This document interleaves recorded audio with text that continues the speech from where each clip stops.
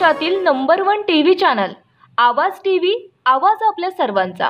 धुळे जिल्ह्यात 7व्या दिवशी मोठ्या प्रमाणात गणपती विसर्जन होणार आहेत। मुंबई आग्रा महामार्गावरील सावळदे तापी पुलावरून दरवर्षी हजारो गणेश भक्त गणपती मूर्तीची विसर्जन करत असतात। सेंदवा, धुळे, शिंदखेडा आणि शिरपूर तालुक्यातील भक्तांची येथे मोठ्या प्रमाणात गर्दी होत असल्याने पुलावर वाहतुकीची कोंडीत गंभीर समस्या निर्माण होती।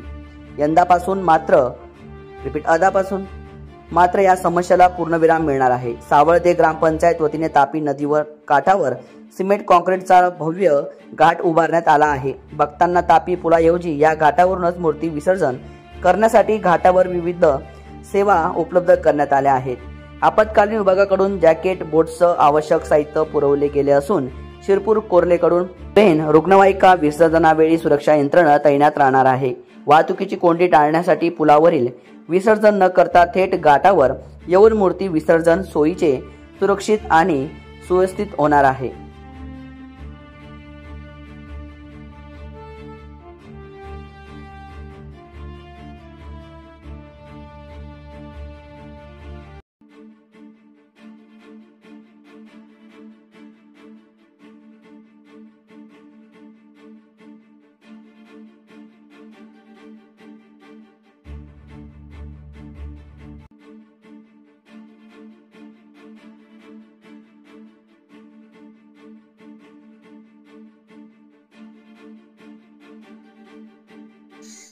सावळदे ग्रामपंचायतीकडून यावर्षी गणेश भक्तांसाठी गणपती विसर्जनासाठी व्यवस्था करण्यात आलेली आहे।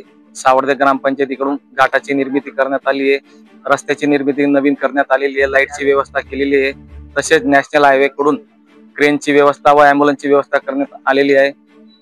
नगरपालिकेकडून देखील ॲम्ब्युलन्सची व्यवस्था करण्यात आली आहे व सावळद्याचे पट्टीचे पोहणारे युवक या ठिकाणी आम्ही उपलब्ध करून दिलेले गणपती विसर्जनासाठी। तसेच आपत्ती व्यवस्थापनेकडून बोटीची, लाईफ जॅकेट, रिंग्स अशा अनेक व्यवस्था करण्यात आलेली आहेत। यावेळी गणेश विसर्जनासाठी आलेल्या गणेश भक्तांची गैरसोय होणार नाही व कुठलाही धोका निर्माण होणार नाही यासाठी सावळदे ग्रामपंचायत सज्ज। रोजच्या ताज्या घडामोडींसाठी आवाज टीव्हीला सबस्क्राईब करा आणि बेल आयकॉन प्रेस करा।